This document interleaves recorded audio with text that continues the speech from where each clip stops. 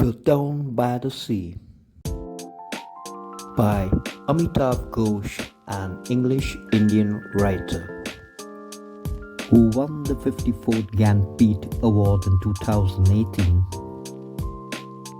Built Down by the Sea is about the impact of the 2004 tsunami on the Andaman and Nicobar Islands.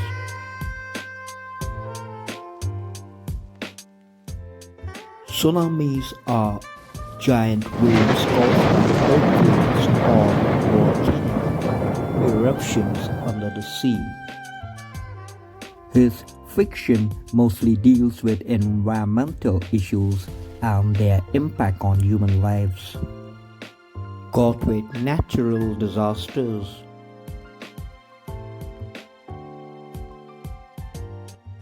Welcome to Class 7. As we proceed to the next chapter, you should be able to enjoy the visuals to understand the content. It's a simple essay written by Amitav Ghosh, who exhibits the cause of natural disasters.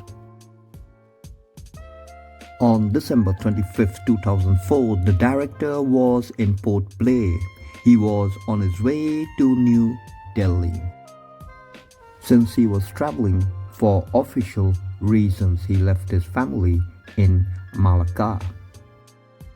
He spent the night in Hadu Circuit House, which stands close to the water. On the morning of 26th, he was woken by the shaking of his bed.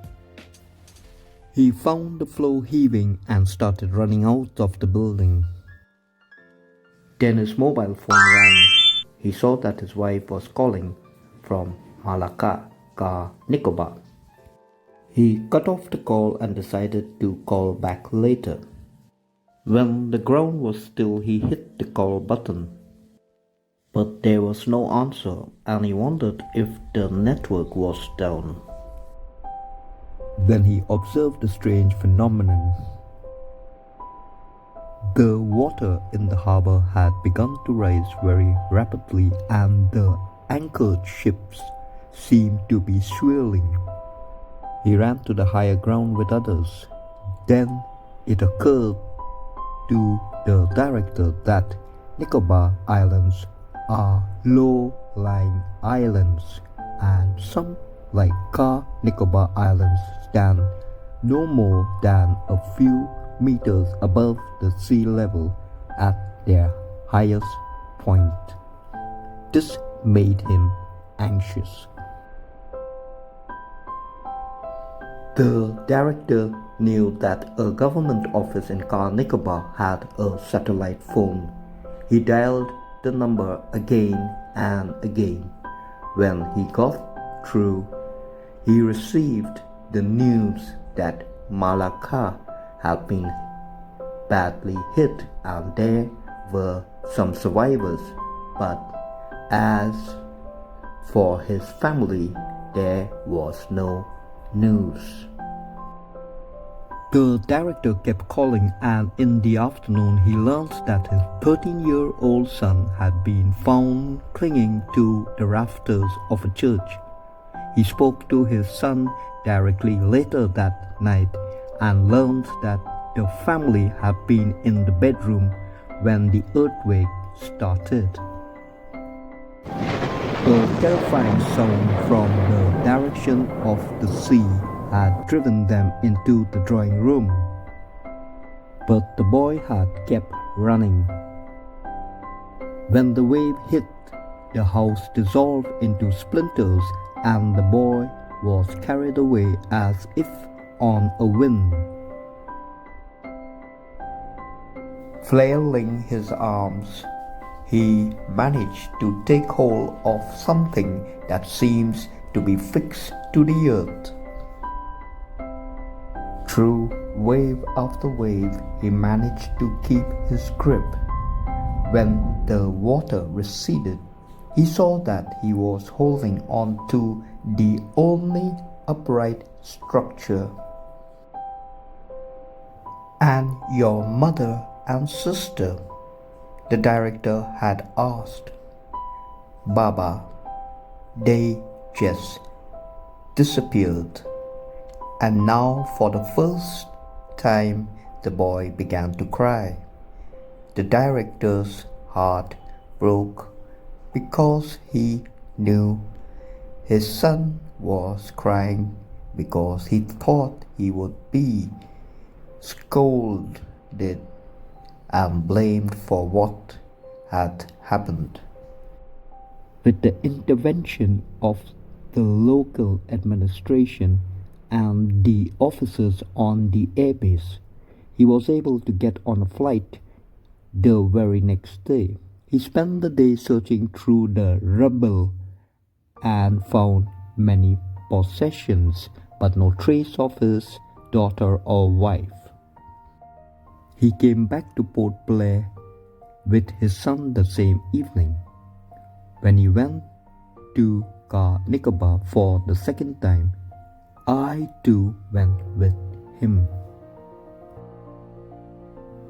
The road wound through the dense tropical jungle. It was clear that the island's interior was sparsely inhabited, with the population being concentrated along the seafront.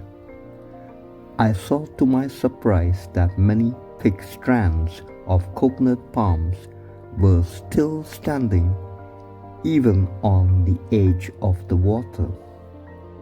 As for the forest, the canopy seems almost undisturbed.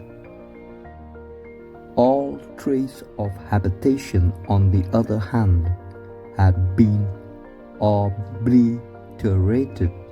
It was evident that the tsunami had been peculiarly selective in the manner of its destruction. It had caused maximum possible damage to life and property and had left nature largely unharmed. We came to the district library. It was unharmed like the surrounding offices. There was a medical camp. The director spotted a doctor and inquired him about his family. The doctor said, "No news has reached me. I have not heard anything." We continued on our way. The director hurried to a spot where there was a mound of household objects and showed me his aristocrat suitcase, a steel trunk, a cabinet, records of his office and slides. He took his slides. We continued, and after seeing the glimpse of the seafront, the director came to the point where the house had once stood. He said, "This was my house." Only the foundation was concrete. The rest was wood. My wife used to teach English in a school year, but she wanted to leave. I applied many times, but the transfer never came. There was so much she could have achieved. I was never able to give her the opportunity. When I reached out to touch his arm, he shook my hand brusquely away. He did not want sympathy from others. He showed his daughter Vincita's paint box, but did not pick it up. When I asked him why he did not pick it up, he said, "What good will it do? What will it give back?" As a husband, a father, and a human being, it was impossible for me not to wonder, what would I have done? What would I have felt? What would I have chosen to keep of the past? The truth is that no one can know. It is an expression of the innermost sovereignty of the self because nothing now remains to cloud its vision. In a manner of his choosing, there was not a particle of hesitation at the faintest glimpse of doubt. Perhaps he must have found some comfort in the knowledge of an impersonal effort. Sometimes words is futile, and at these moments it seems nothing is of value other than to act and intervene in the course of events. Even thinking, reflecting, and writing about it seemed trivial and wasteful. And after the day had passed, I understood that in the manner of choosing, the director had mounted the most singular and the most powerful defense of it that I would ever witness.